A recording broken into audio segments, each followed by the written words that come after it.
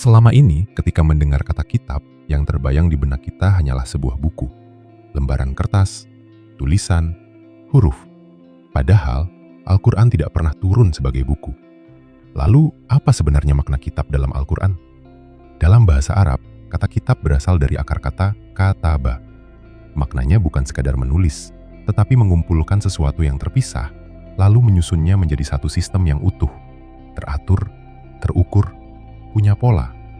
Dari sini kita mulai sadar, Alkitab bukan benda. Alkitab adalah sistem. Sistem yang mengatur keberadaan kita. Sistem yang mengatur hidup dan mati. Sistem sebab dan akibat yang bekerja tanpa bisa disuap, tanpa bisa dibohongi. Itulah mengapa Al-Quran menyebut sholat sebagai kitab. Bukan karena sholat itu tulisan, tetapi karena sholat adalah sistem ibadah.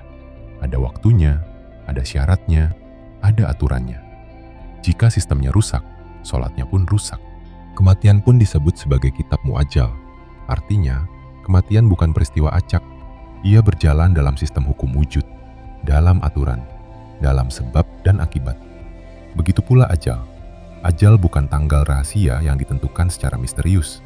Ajal adalah berakhirnya sebuah sistem ketika semua syarat materialnya telah terpenuhi. Inilah yang disebut izin Allah. Bukan keputusan tiba-tiba, tetapi maklumat, hasil dari proses yang panjang dan terukur. Lihatlah kehidupan kita sendiri. Dari tanah menjadi makanan. Dari makanan menjadi nutfah. Dari nutfah menjadi manusia. Tak satu pun terjadi secara instan. Semua berjalan dalam sistem kitab. Umur bisa panjang, umur bisa pendek, bukan karena takdir yang buta, tetapi karena pilihan manusia di dalam sistem hukum Allah.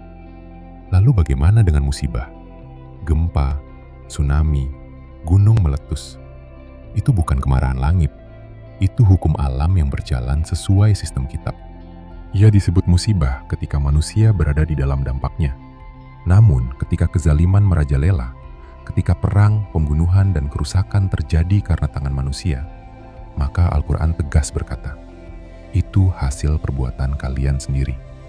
Meski begitu, semuanya tetap berjalan dalam izin Allah. Karena hukum sebab akibat adalah bagian dari sistemnya. Maka kesimpulannya jelas. Alkitab bukan sekedar buku suci. Alkitab adalah sistem hukum wujud material objektif yang mengatur alam semesta dengan presisi, keadilan, dan keteraturan. Ia berbicara lewat ayat yang tertulis, dan juga lewat alam yang bisa kita lihat, sentuh, dan rasakan. Dan siapapun yang mau membaca keduanya akan paham bahwa hidup ini tidak pernah tanpa makna.